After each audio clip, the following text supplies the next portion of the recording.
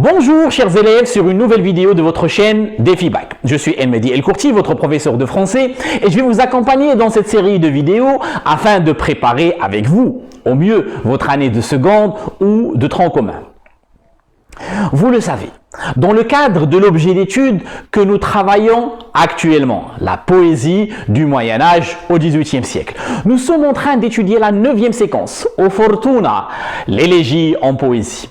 L'idée de cette séquence est de voir et analyser comment les poètes chantent-ils l'inconstance du sort. La séquence veut donc vous offrir un regard diachronique à travers le temps et un point de vue historique sur l'évolution de l'élégie dans la poésie française, des ballades du Moyen-Âge à la poésie classique. Genre très codifié dans la poésie antique, l'élégie ne sera plus qu'une tonalité au gré de l'apparition de formes nouvelles, comme la complainte et la ballade au Moyen-Âge, le sonnet au XVIe siècle ou bien la tragédie au XVIIe siècle. Nous nous sommes aussi intéressés à notre époque actuelle.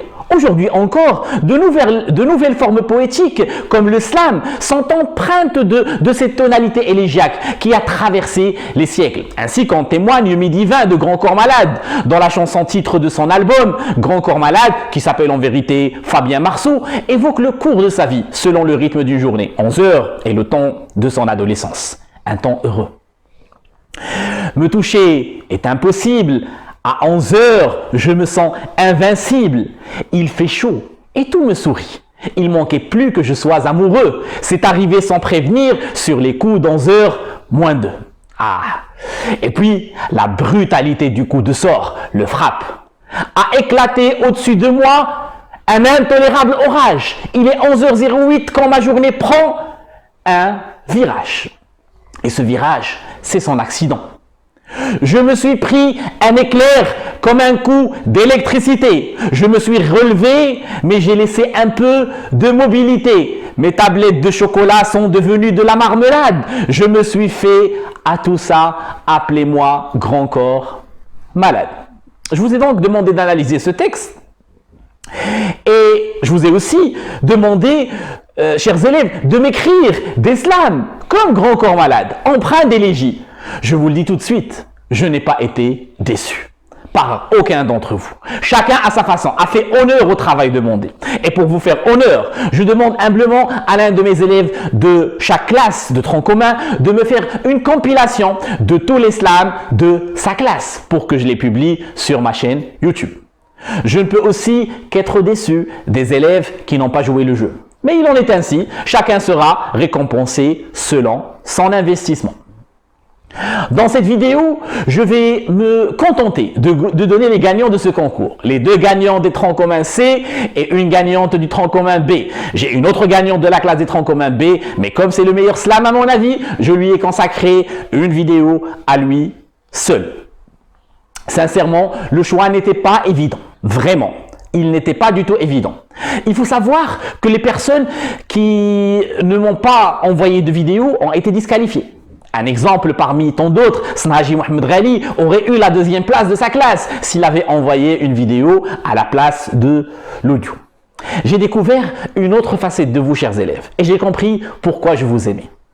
Je regrette de ne pouvoir parler de chaque slam, mais je le répète encore une fois, ils sont tous au niveau, ils sont tous beaux, délicats, empreints de votre sensibilité. Sincèrement, merci. Pour la 2e place, pour la 2e position de la classe des troncs communs C, il s'agit de... Et il faut savoir que c'était pas assez difficile à désigner. C'était très serré entre Selma El Ghazouni et Fatem Zahra Abdouni.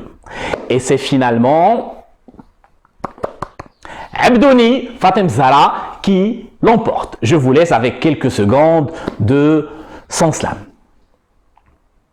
Ton départ a laissé mon cœur en perplexité et mon âme en embarras.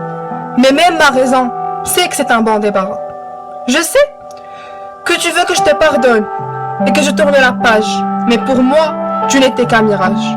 Je sais que tu vas essayer de me reconquérir avec tes paroles entorsillantes, mais cette fois, j'y serai résistante. Je ne veux pas te pardonner, non pas car je suis rancunière, mais j'ai peur qu'en contemplant ta noirceur, je m'y perds. Et je sais que te faire confiance une nouvelle fois, c'est comme creuser ma tombe pour la dernière fois. certains souvenirs surgissent à nouveau et m'emportent dans d'autres dimensions. À croire, je suis en froid avec mon inconscient. Je te remercie.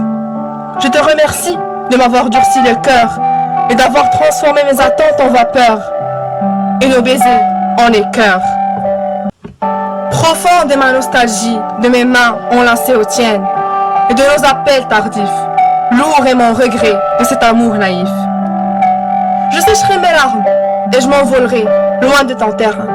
Je te laisserai vivre ta vie de Don Juan. Et moi, j'ouvrirai mon cœur au soleil et je le nettoyerai de tout ce poison, tout en continuant à contempler le beau horizon. Je serai patiente cette fois, je le serai. J'attendrai que ma raison soit en accord avec mon cœur pour vivre le meilleur et non pas l'espérer. Je serai patiente car je sais je vais être libérée. Maintenant, j'enterre notre histoire pour goûter à un peu de gloire. Je te dis adieu. Je te dis adieu malgré tout. Pour la première place chez les troncs communs, c'est pour ses mots, pour ses efforts, afin de proposer une vidéo au niveau, pour son délire, j'ai décidé de choisir Sarah aussi Brahim.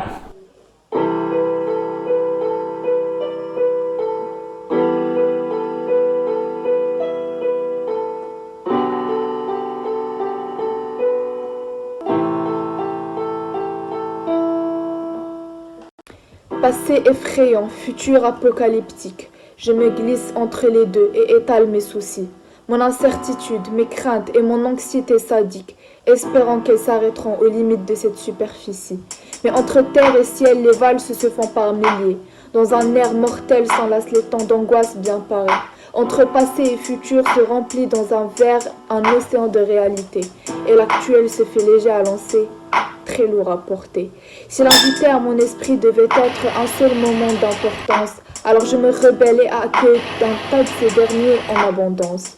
Dans mon cœur, euphorie et mélancolie font la guerre.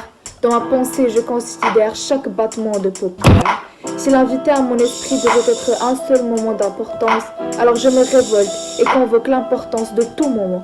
Dans les champs de mes souvenirs, je me promène en errance et rencontre l'infini qui s'incline devant ma profusion.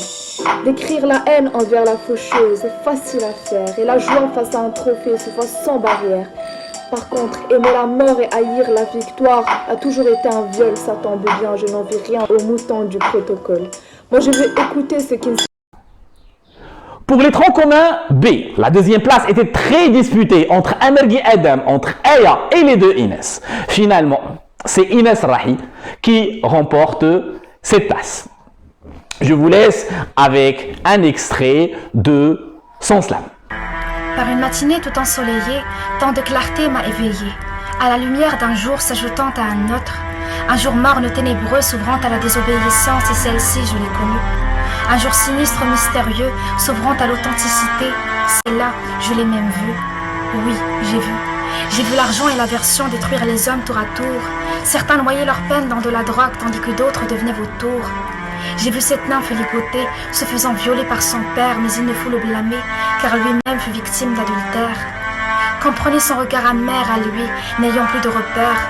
La vie le meurtrit, et c'est dans cette nuit, c'est dans son verre qu'il noie sa misère.